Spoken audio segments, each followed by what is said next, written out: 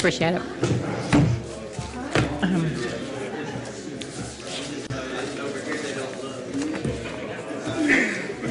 Okay, I think I've got two.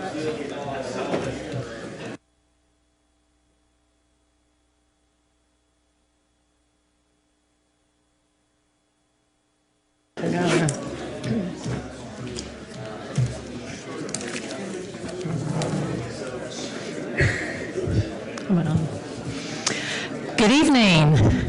Welcome to the Sugar Land City Council meeting for Tuesday, August the 6th, 2019. I have the invocation tonight, so I invite you to stand and join me in prayer. Heavenly Father, we pause at this time to give thanks for the men and women who lead our nation, our state, and our great city. Thank you for their dedication and commitment. Thank you for our brave soldiers who protect our national interest around the world. Father, we also thank you for our first responders who faithfully watch over and protect our families and homes. Thank you for all of our city staff as they work on behalf of our citizens. As we meet now, please guide our thoughts and our words. Give us wisdom, discernment, courage, and compassion. Help us lead in a way that glorifies you and honors our citizens. It is with humility and gratitude that we make these requests. In your name we pray. Amen. Amen. Now for the pledge. I pledge allegiance to the flag for the United States of America and to the republic for which it stands, one nation, under God, indivisible, with liberty and justice for all.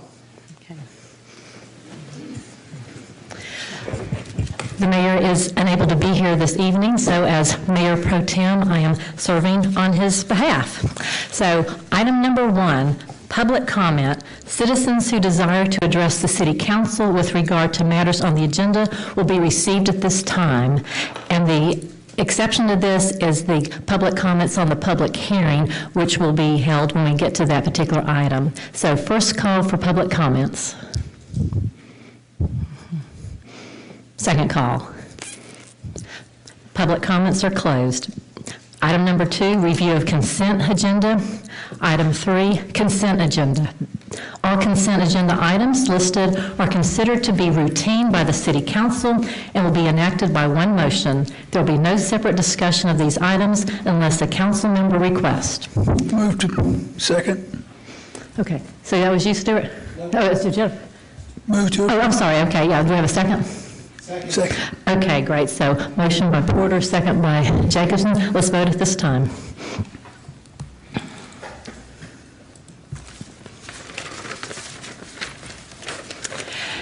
And it passes 4-0 with 3 council members absent. Item number 4, contracts and agreements. Consideration of and action on authorizing the execution of a contract with Siddons Martin Emergency Group, LLC, in the amount of about $1.1 million through the Houston-Galveston Area Council Cooperative Contract. So we have our Fire EMS Chief, Doug Boker, and Shahid Ali, Fleet Services Manager. Good evening, Mayor Pro Tem, Council, Mr. Bogart. It's our pleasure to be here tonight to represent the agenda item for the replacement of an aerial ladder truck. Municipal Project 1903 is a capital improvements project for the replacement of fire apparatus. The city enjoys an ISO 2 rating. That's Insurance Service Organization property protection classification of 2, and part of that comes staffing, equipment training, and apparatus placement through the city. So the replacement of this truck helps us to maintain our ISO 2 by having 2 frontline aerials and 1 in reserve. This agenda item is proposing to purchase a new ladder truck, which will move a frontline truck to reserve status and retire an almost 19-year-old truck.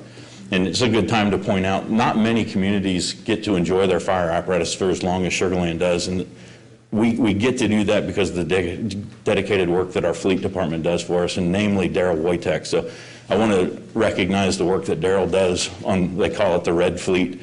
He does an extremely good job of keeping our trucks up and operational, and the transition to EMS, he has grown with that along with us. So I want to recognize Daryl's contributions. Fire apparatus procurement is a very expensive and sizable project. This is actually an environmental neighborhood services or fleet project, and fire has worked with them to identify the scope of the purchase that best serves the city.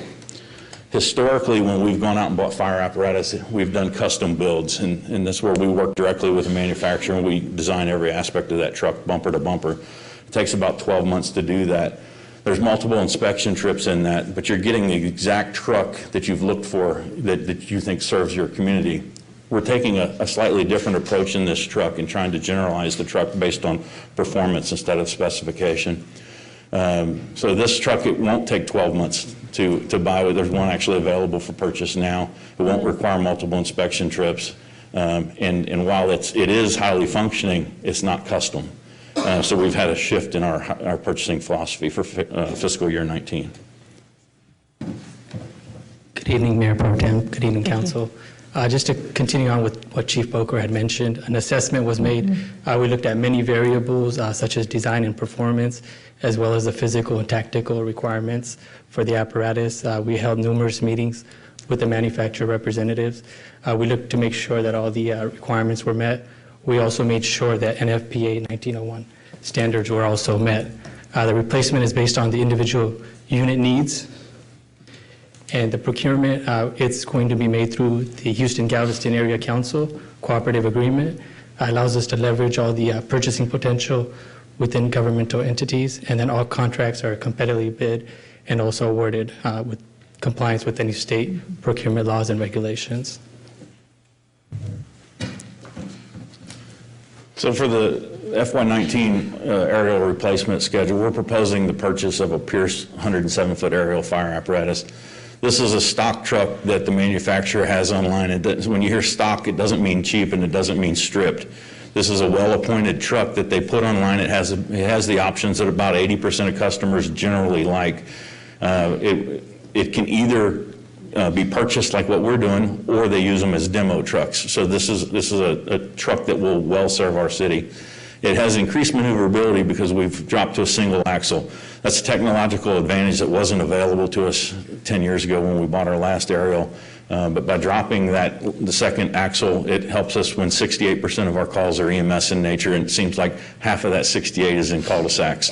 So it helps us get that truck maneuvered on what it's doing most. It has a shorter delivery time. It reduces cost while still allowing full function for that truck. What we're proposing is a truck similar to the one in the picture. That's not the actual truck, but it has a price of $1,090,000. And I just want to put that in perspective. In 2009, we purchased our last aerial truck, and the approval from council was $1,045,000. So here we are 10 years later, we're spending $45,000 more for a truck that maximizes our service. It's 25 feet longer than, it's actually more than that. It's a 107 versus a 75-foot ladder. It has a single axle, so it should be easier for our crews to utilize. And if you looked at just CPI, we should be expecting about $1.2 million truck. If you look at industry specifics, this is highly, it's a volatile area because it's commodity driven. Steel fluctuates greatly. So 5% annual increase in escalation wouldn't be out of the ballpark. And if you use that on our 2009 purchase, we'd be paying about $1.778 million for this truck. So I think at the $1,090,000, we're bringing you a very fiscally conservative, responsible truck. There's a $2,000 HGAC fee to use their buying service, which brings us to a total of $1,092,692.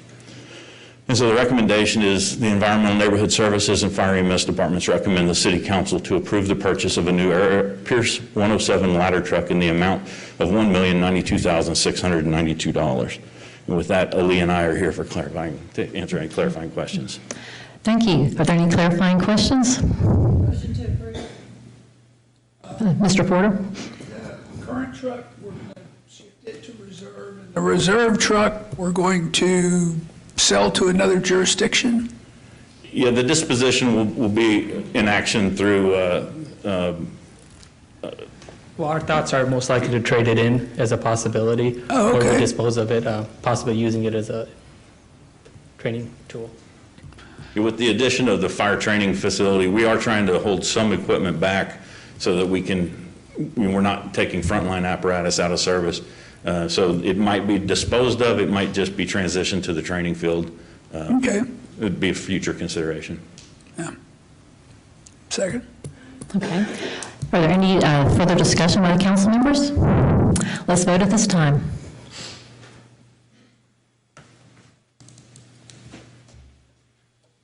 The action passes 4-0. Thank you.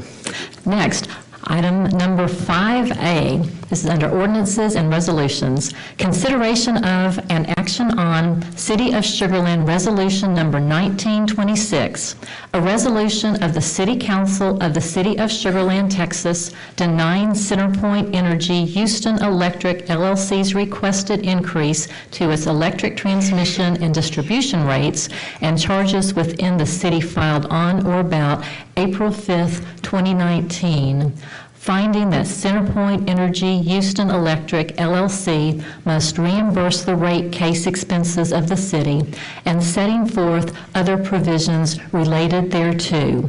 We have Eugenia Cano, First Assistant City Attorney, and Chris Brewster with Lloyd Gaslink Law Firm. Eugenia? Good evening, Mayor Pro Tem and Council. As you have read, it's resolution number 1926, denying CenterPoint Electric Houston's requested increase to its rates. That's a little better, huh? You may recall that the statement of intent to increase those rates was filed on April 5th, 19 of this year. The overall increase was to base rates of $161 million, 154 of that for distribution and 6.8 of that for transmission services. And the 7.4 point, it's going to end up, it would be, if it went into effect, 7.4% increase in wires charges to the distribution customers, 1.8% increase to transmission service customers. The estimated monthly increase of $238 is what CenterPoint said it would be per month for your average residential customer receiving about 1,000 kWh of electricity. This is a comprehensive rate proceeding. Basically what that means is that they're looking at every facet of the rates, all the transmission charges that make up that rate and the distribution charges. There hasn't been one like this since about 2010, and so it was required by the Public Utility Commission.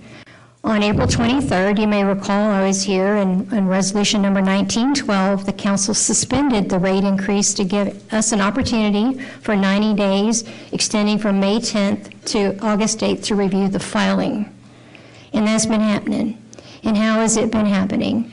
The city, as you know, is a member of the Gulf Coast Coalition of Cities, and Chris, I brought him to talk about this, but we've been participating at the Austin level in that parallel proceeding. And that parallel proceeding is a proceeding that involves counties, the areas within counties, and cities that have not kept their jurisdiction. And it is customary for cities to intervene in those proceedings because while that's happening, decisions are being made while reviews are happening at the local level. Of course, as it says, resolution number 1926 is a denial of the rate increase. The Gulf Coast group has worked jointly with the city of Houston as well as there's another city group that includes Pearland and League City in this area. And the GCC's experts calculate that CenterPoint Electric's existing rates ought to be reduced by approximately $200 million versus being increased by approximately $161 million. So this rate will go into effect if no action is taken by council by August 8, 2019.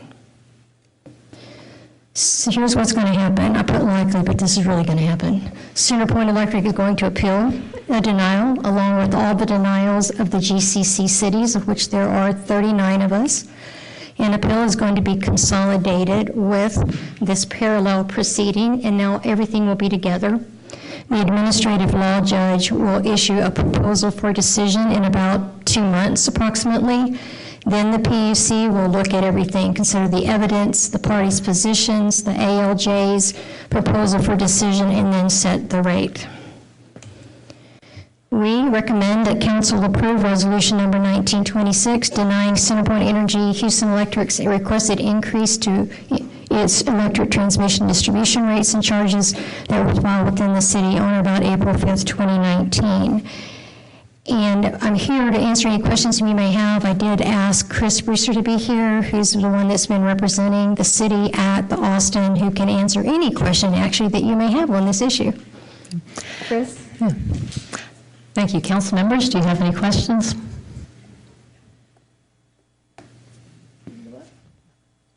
Yes, Councilmember Jacobson.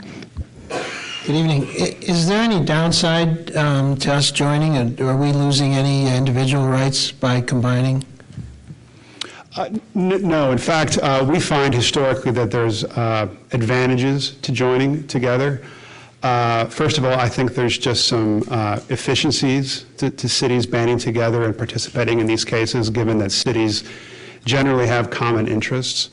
There's multiple city groups in this case, I think primarily for some historical reasons. But when you band together, it allows us to work together to in particular, hire a consultant or an expert witness to examine the filing on a very technical level and present expert testimony to the PUC. So I think you're best served by participating in a coalition as you've done here. Okay, thank you. Any other clarifications for staff? Okay, motion by Porter. Is there a second? Second by Lane. Let's vote at this time.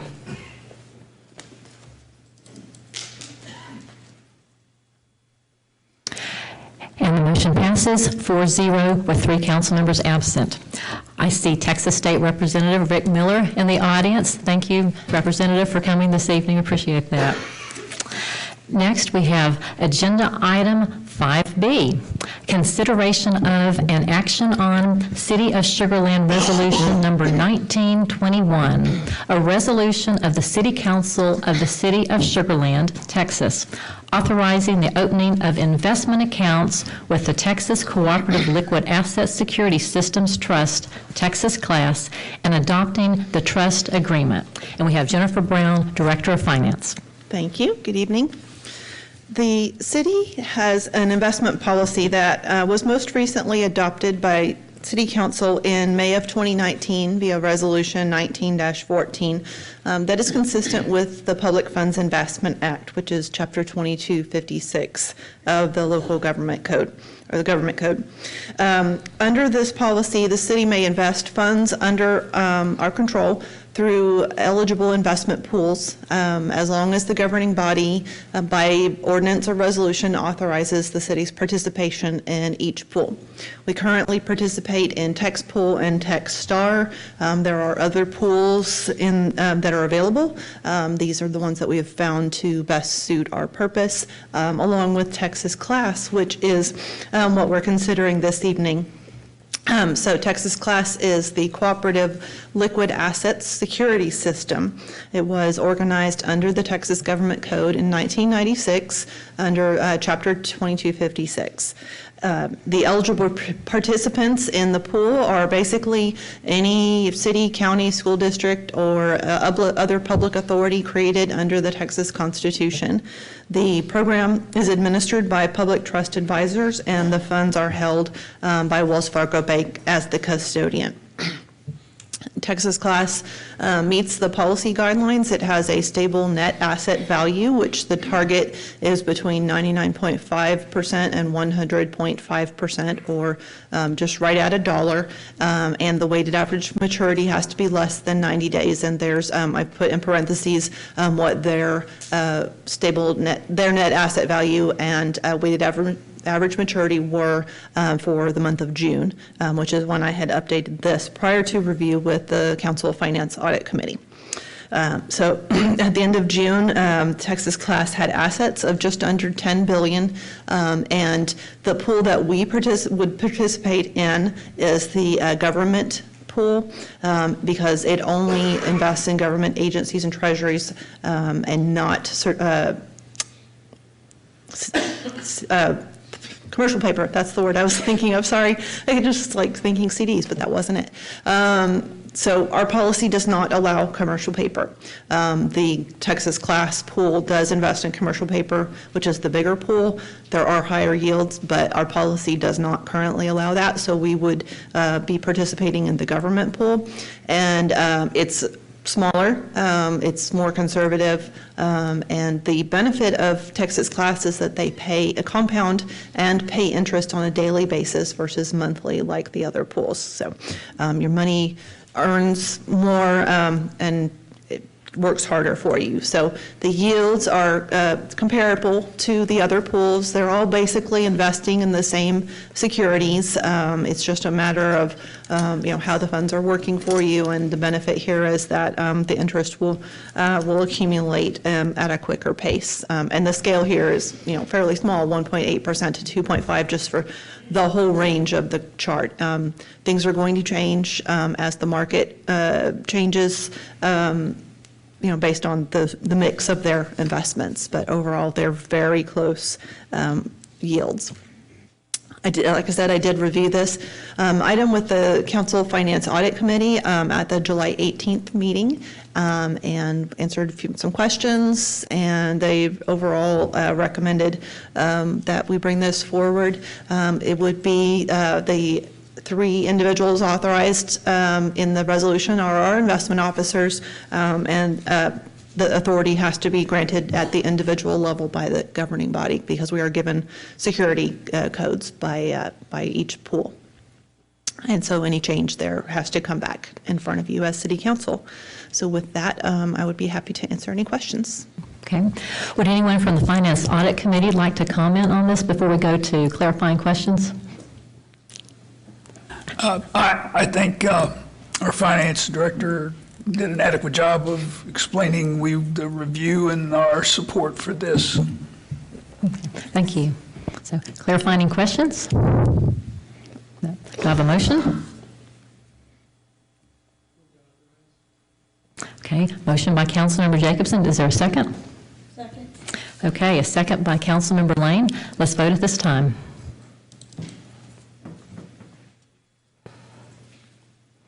And the motion passes 4-0. Okay, it is not yet time for our public hearing, so I would like a motion to move item number 7A, the workshop, up. So moved. Okay, motion by Porter. Second by Councilmember Jacobson. Let's vote at this time.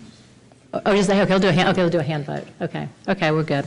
Okay, so workshop, review of and discussion on the Block Party Trailer Program and proposed revisions to Chapter 5, Article 4, Division 6, Sections 5-138, Parking in Residence District, and 5-139, Storage of Vehicles on Streets of the Code of Ordinances. And we have Carrie Paxton Lamke, the Community Engagement Manager. Thank you. Good evening, Mayor Pro Tem, members of City Council, and Mr. Bogard. I'm here to present information to you this evening on an exciting new opportunity for Sugar Land residents, connecting our residents within their own neighborhoods. The program is a result of a collaboration of the Communications and Community Engagement and Parks and Recreation departments. Before I get started, I would ask that you please watch the following commercial with me. I should explain, it is not a City of Sugar Land video, but a Hershey's chocolate commercial.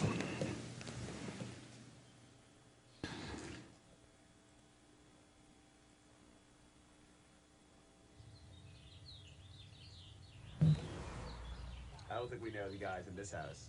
I don't really know people over there very well. Good luck at Pink House. Of course, everybody's busy.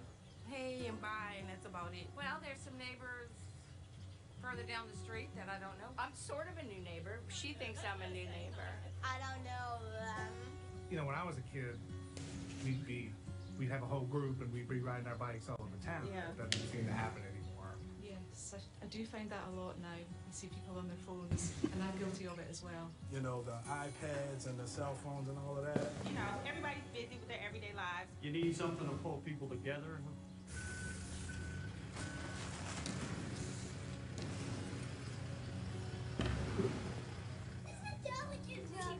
They still have the walls up, so we don't know what's in it.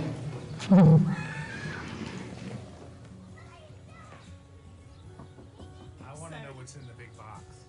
That's true. A horse. I don't know. That's a good question. Oh, I know. I think it's a big hyena. Is it a type of candy? I'm Caroline. My name's Louise. Trying to find a clue of what's in this box. Stay tuned. Yeah. Solid. My name's Patricia. Nice to meet you. Hey, Max. Hi, Max. How you doing, buddy? Come here. We don't know what's going on inside the box, you know? Have a good time until you find out, you know? Let's open it.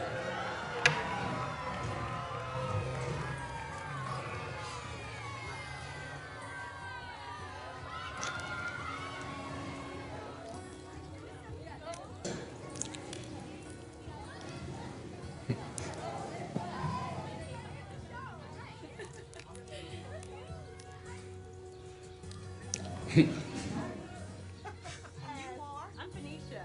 Oh, I like that. I'm Paula. Yeah, I like that. It just makes your heart happy to connect with someone. You know, it's good to know your community, you know, just be around people and get to know your neighbor. Yes, I think people do need each other. It's kind of cool. Maybe we ought to do it more often. There's a lot of division in the country, you know, and I think you can kind of combat that with things like this. It's a pretty good idea, you know. We don't do it enough. We definitely don't do it enough.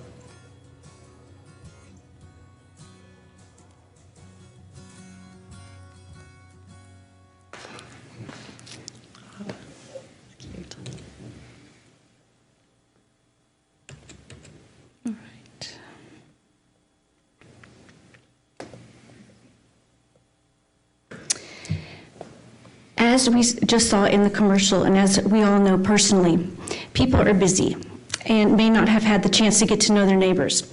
1 month turns into the next, and before you know it, you may have lived in a neighborhood for years and not necessarily know who lives next door.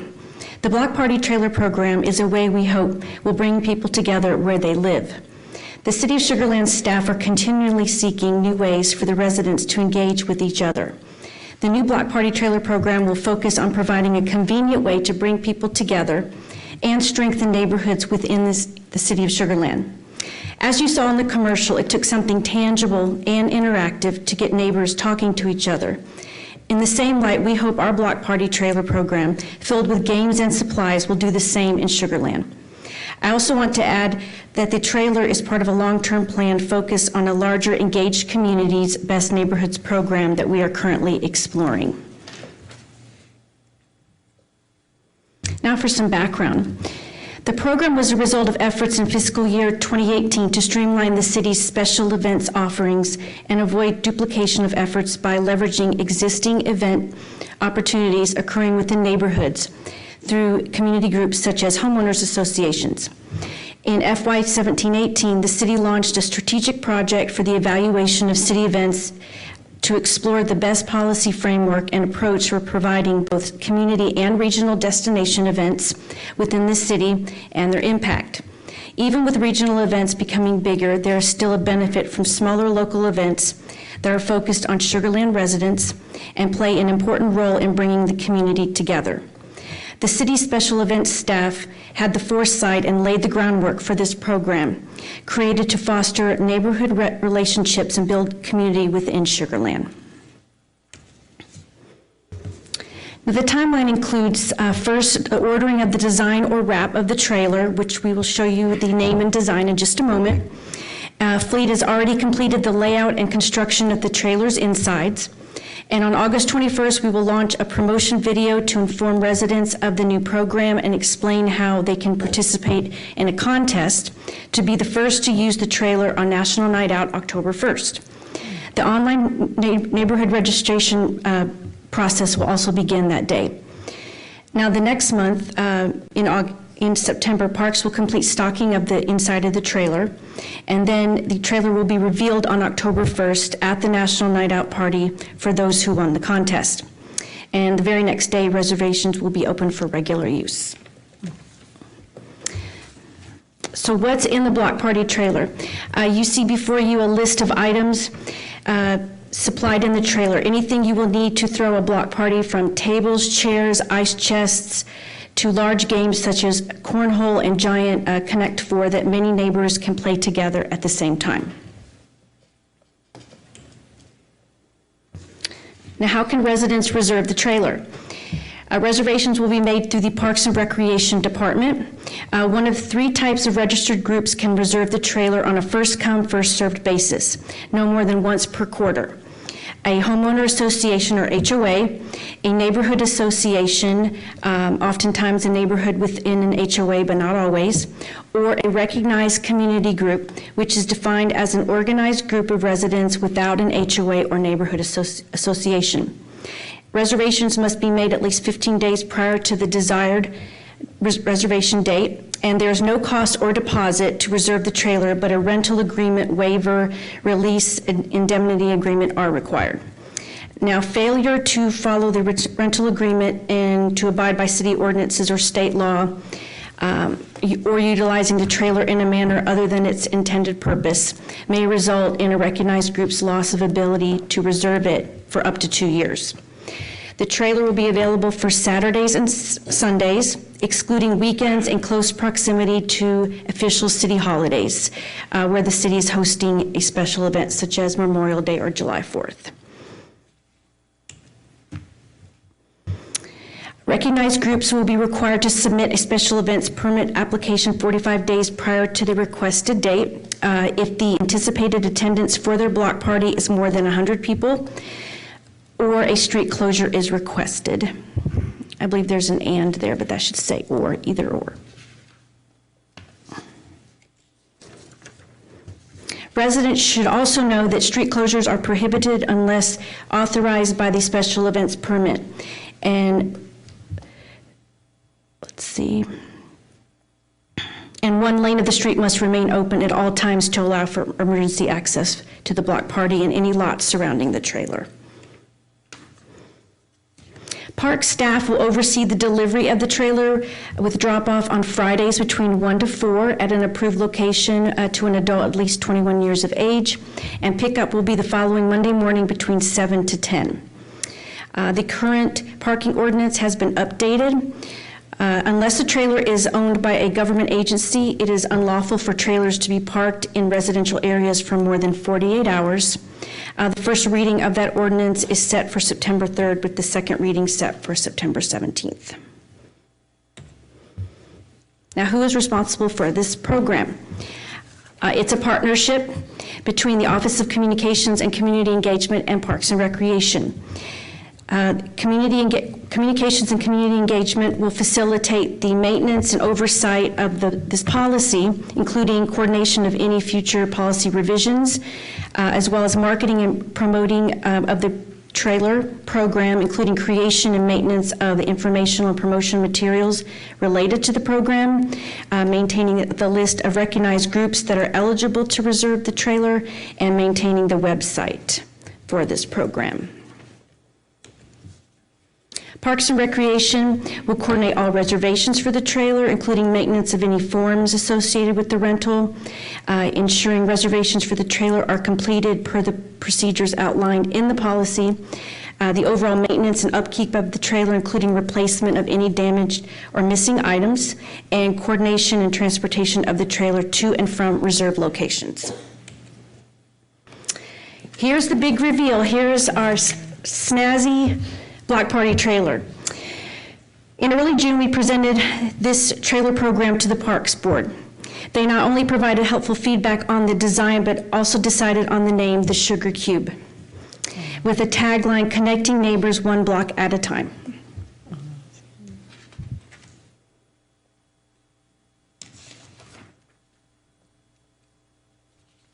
Now for any clarifying questions. That looks really cute. Any clarifying questions? Councilmember Porter? Just a couple of quick questions. If we amended our ordinance to allow the trailer to be parked in a residential area longer than 48 hours, is there an upper limit to that? I'm going to ask my new boss, Assistant Director of Communications and Community Engagement, who's currently working on that. Please. Hello. Hi, I don't think I've met some of you before. I'm Jessica Young. I'm the new Assistant Director of Communications and Community Engagement. We've been working with Herman's, and it looks like we will be able to, right now it's just updated to say no longer than 48 hours. And so luckily the way our policy is written, it would accommodate for the Friday drop-off, Monday morning pickup, so it shouldn't exceed that. So this applies to all trailers, though, in the city, right? Yes, sir. Yeah. Mm-hmm. Okay. Thanks on that one. Is there who bears the financial responsibility if something gets broken? Kimberly? I'm going to ask Kimberly Terrell to come forward, please. So Parks is responsible for replacing any lost or damaged items.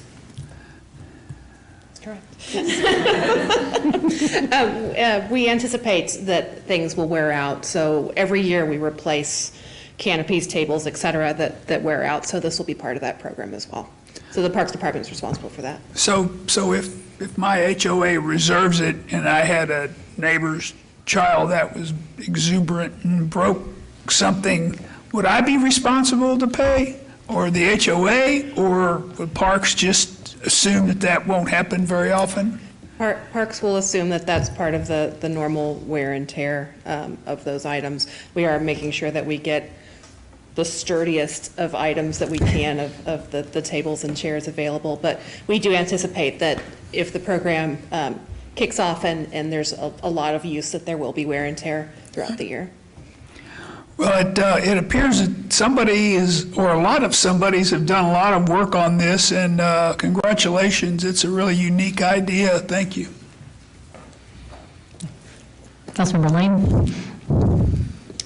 Love the idea, love the Sugar Cube, anything that we can do to get our community out and get engaged with each other.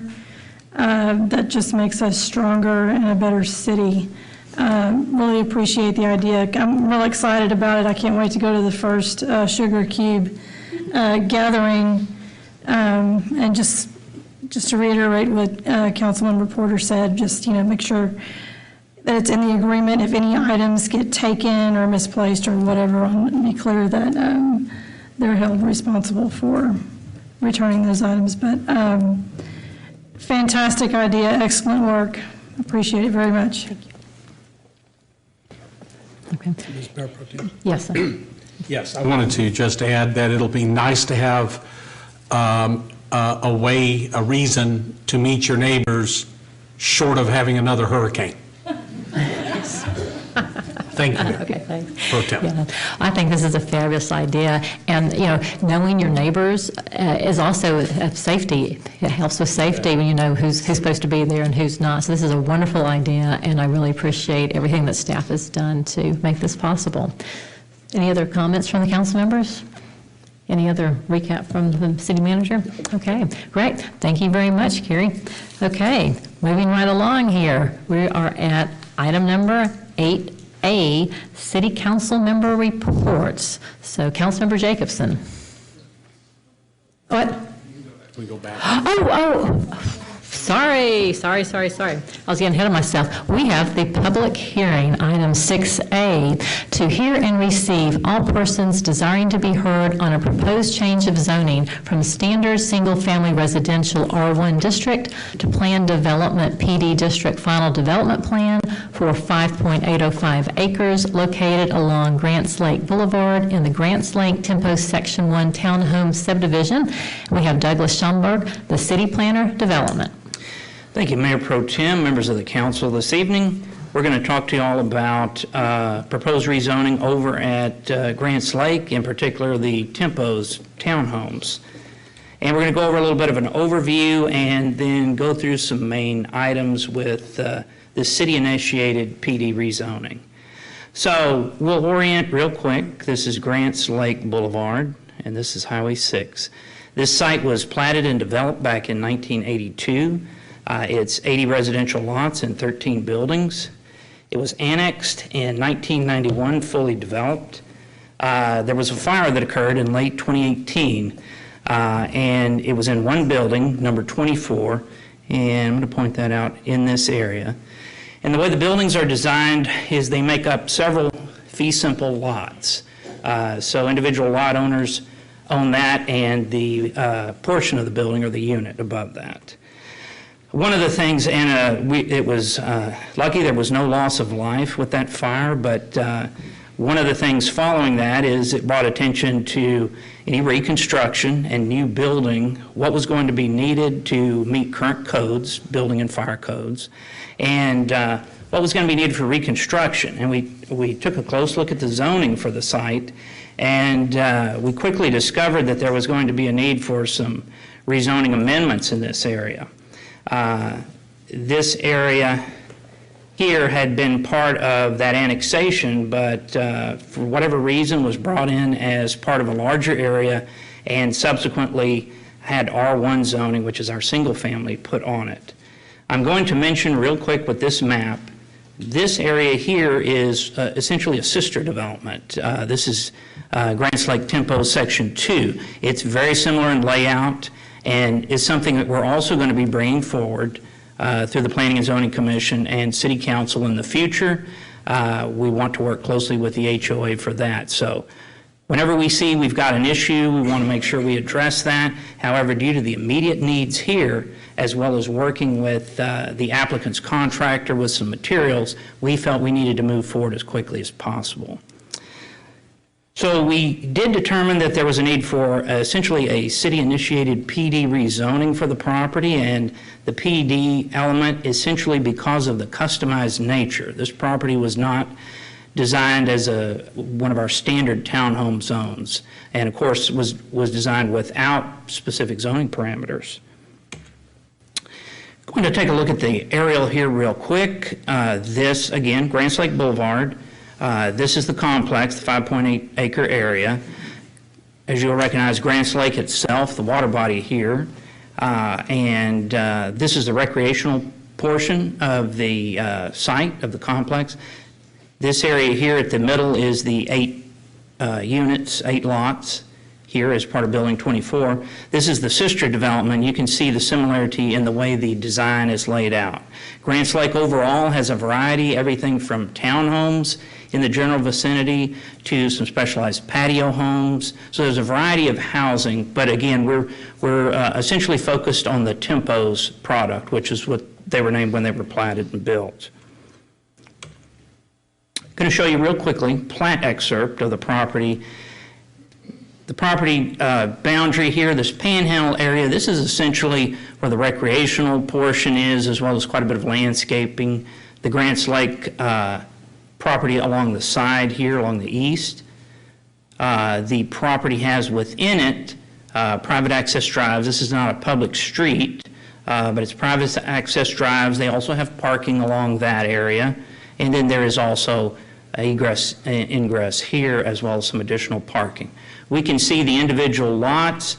So these numbers are the actual building numbers, and then each building has X amount of lots in it. So there's a variety. There's buildings that have 3, there's buildings that have 8. It's a variety of makeup there. I included some site pictures. We'll go through these quickly, but just want to give a little bit of feeling for the area. One of the things that staff did in this was conduct quite a bit of field investigation because, again, this site was not built within the city. The city does not have any building plans for this, site plan, anything, and we needed to make sure we had a real clear picture as we were working toward that assembly of that PD ordinance. You can see there's a variety of landscaping. There's quite a bit of mature trees on the property and some unique pedestrian paths. Quite a bit of common area in this, a little different than the row townhome style that we see sometimes in some of the Lake Point and some of the Imperial development. This area here, just a shot along the east side of the property line near the Grants Lake itself. There's a number of areas that have some brick screening walls, and then there is a wood screening fence along the south side with some of the condominiums across. Also an example of some of the mature oak trees at the site due to its essentially about 37-year development. Finally, just taking you along some of the Grants Lake area, again, pedestrian paths along there looking north. Highway 6 is just past the trees there. And then along this side, this is the curve around Grants Lake Boulevard, again, some of the recreational facility. So I want to go ahead and talk to you just a little bit about the work with the Planning and Zoning Commission. And with any PD, the commission is critical as part of that review. This was unique in that it was more of a city-initiated. We essentially were the applicant for this. We put together the draft PD amendment, took that through the commission meeting for the public hearing. There was one speaker that identified as an owner of one of the lots in Building 24. The main request was that the rezoning process move forward as quickly as possible, as they're anxious to be able to see that construction project move forward. And I'm going to talk a little bit at the end about some steps we've taken to try to help make that happen. The Planning and Zoning Commission focus was really some clarifying requests to several of the exhibits, in some cases just making it clear or suggested adding text. And what we did is work to expedite those so we could put that on their next immediate meeting, which we were able to have July 9th.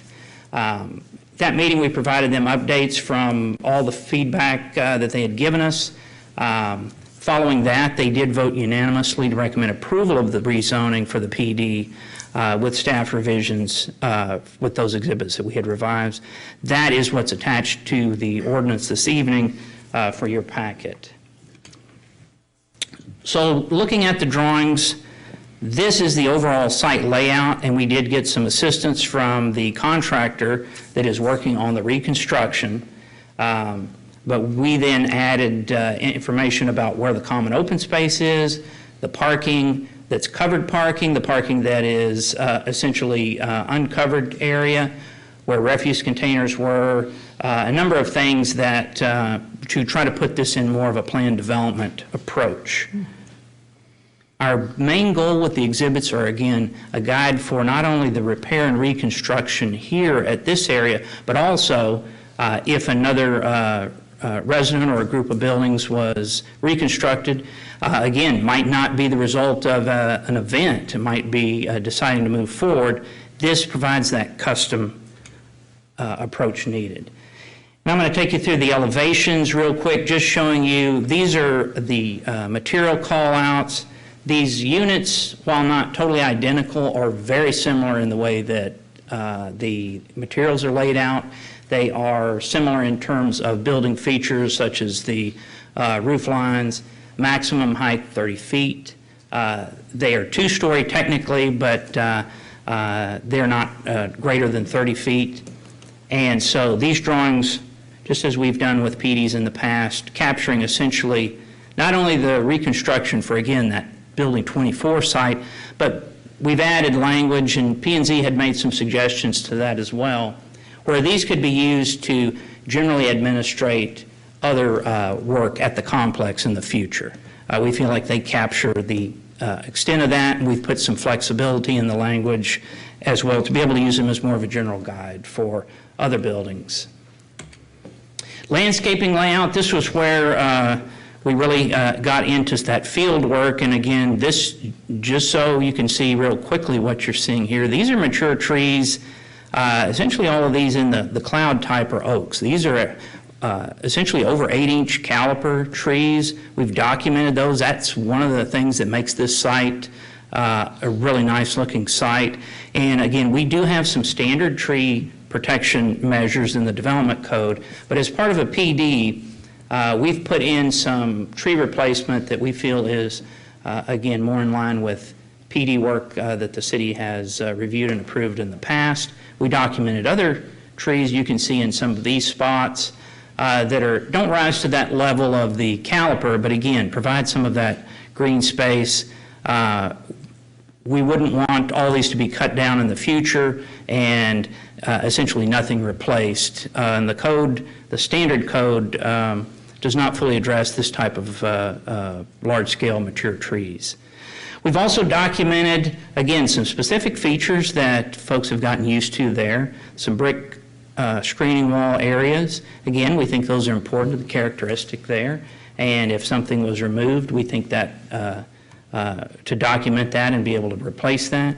And then finally, the screening fence along the back is documented as well. So those are examples. There are several other exhibits that are attached to the ordinance. I have not reproduced every one of those here for the drawing, but again, we looked at the pedestrian paths the common areas. We looked at a plants list, things that we normally include in a PD when there's an applicant, and we did our best to try to, again, take kind of a base map from the applicant and work through some field investigation there to get us to this point.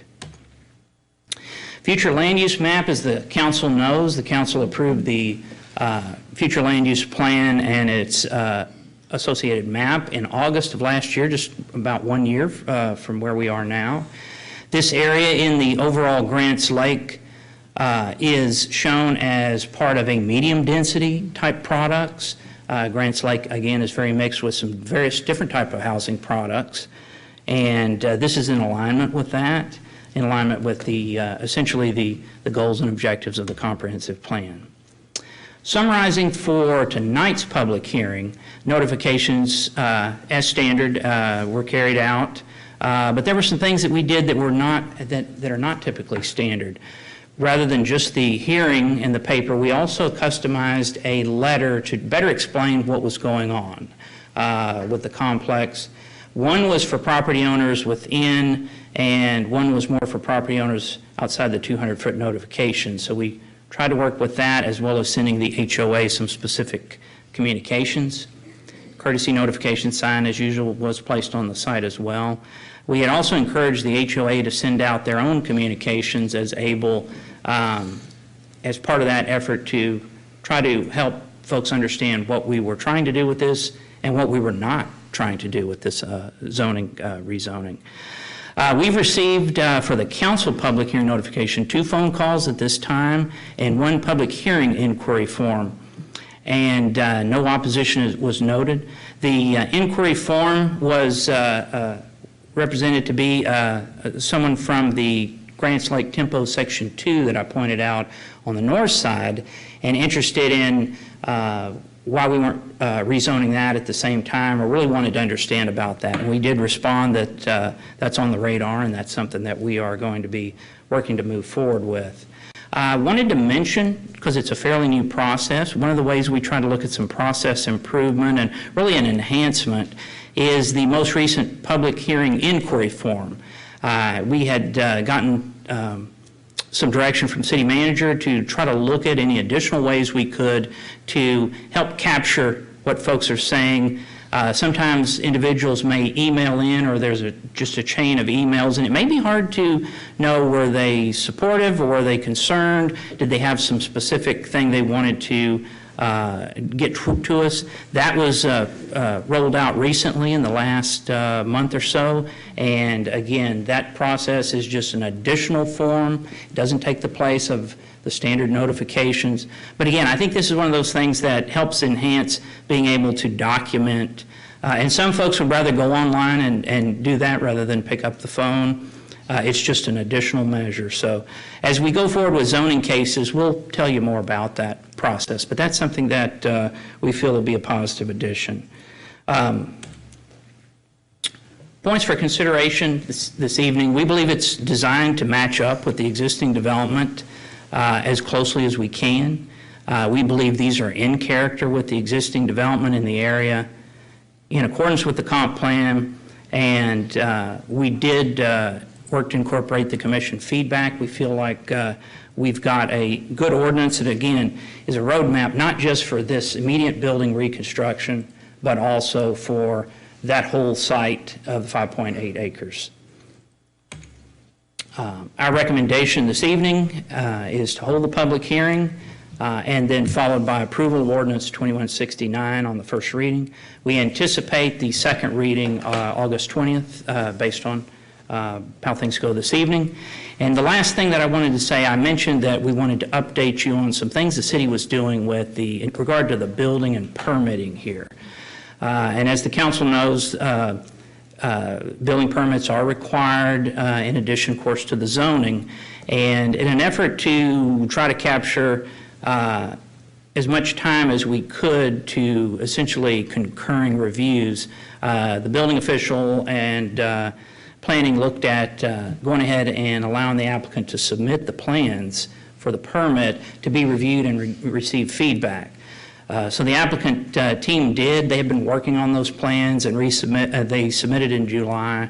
They were able to get a comment letter from the city, and they're going ahead and tuning up those building permit plans. That way we don't lose a lot of time between the zoning being approved. The plans have the opportunity to be resubmitted at any time here, and again, trying to queue that up. That's traditionally how we've tried to work when we run into a situation where there's really a natural disaster or some type of issue. And again, we are trying where we can to bridge some of that time gap. That's all we have. Again, be happy to answer any questions after the public hearing for the council. Thank you, Doug. At this time, we'll open the public hearing. Second call for the public hearing. Okay, public hearing is now closed. So first consideration of and action on City of Sugar Land Ordinance Number 2169, an ordinance of the City Council of the City of Sugar Land, Texas, providing for a change of zoning from standard single-family residential R1 district to planned development PD district final development plan for 5.805 acres located along Grants Lake Boulevard in the Grants Lake Tempo Section 1 Townhome Subdivision. Are there any clarifying questions for staff?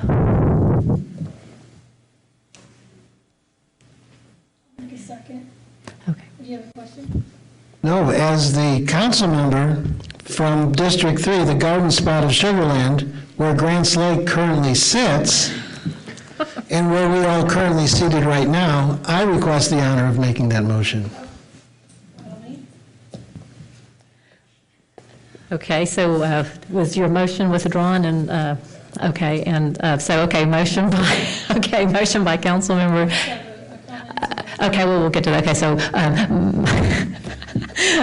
motion by Jacobson and second by Lane. And yes, please comment. I just wanted, I've noticed how we've gone above and beyond in communicating with the residents and including them, and I just want to tell you that I appreciate all the hard work that goes into this and all the attention to detail, because that really sets the standard, sets the bar on how we run our city and sets the bar for other cities. So I appreciate all the hard work that goes into this, and good job. Thank you. Thank you. Councilmember Porter. Thank you. Do we have any more of these areas that were annexed into the city that we haven't incorporated, or that if something happened, we would have to go through the same process again and they would have to wait on the reconstruction? Here's what I can tell you about that. One of the things that we were looking at is why I mentioned Section 2 over here, because we think we'll be before you sooner rather than later on that. We don't want that to slip away. We've also started kind of a little bit of an internal research to take a close look. Again, one of the things that we've been trying to focus on with the Great Wood and new territory annexation is really going through plat by plat. It's hard to speak for large-scale annexations from over 25 or so or 30 years ago, but if we find something, we see something, we're going to need to bring it forward. And so while that's always possible, I know that there's a little bit of work, we think, in some patio home areas, not so much Grants Lake necessarily, where we want to make sure what was platted is what's zoned. But we are taking a look at that just to see. We don't want to get lulled into the belief that everything is perfectly squared away. But it's a good question, and I think we're going to keep an eye out as much as we can. Thank you. Any further discussion from the council members? Let's vote at this time.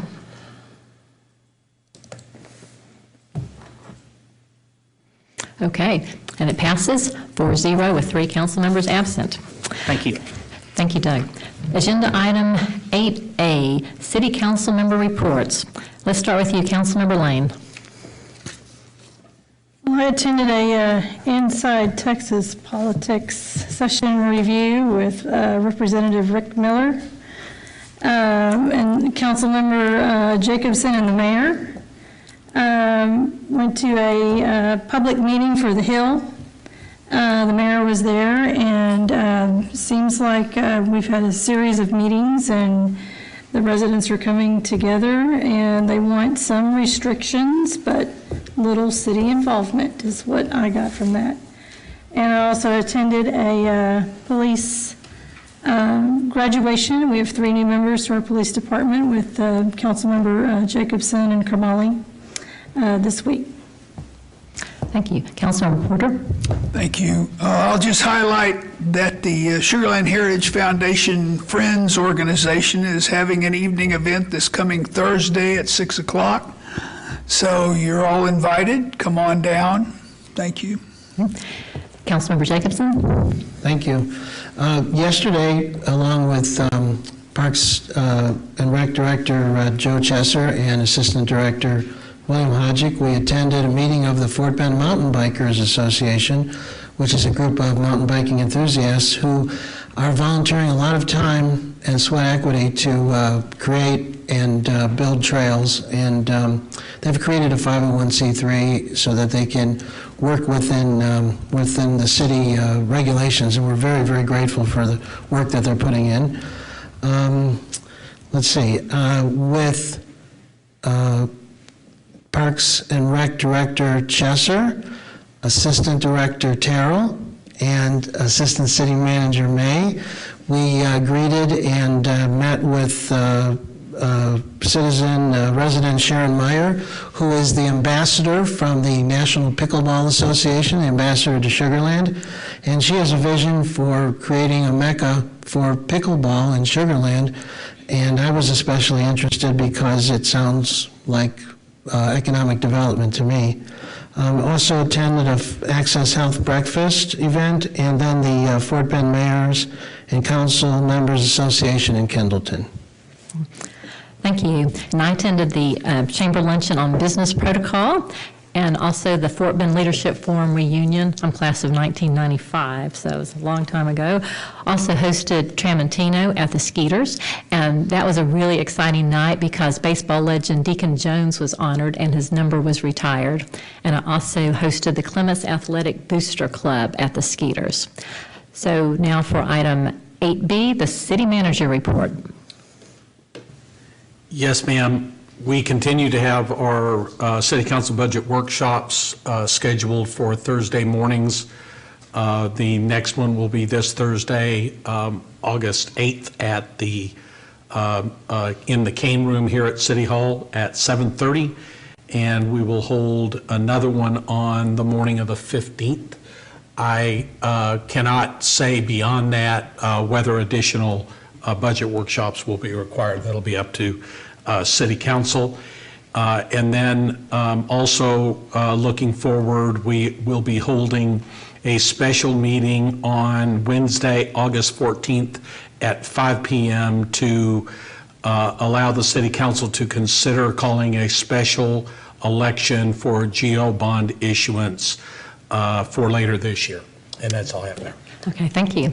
So thank you, council members. Thank you, staff. We will see you bright and early Thursday morning. Motion to adjourn? Thank you.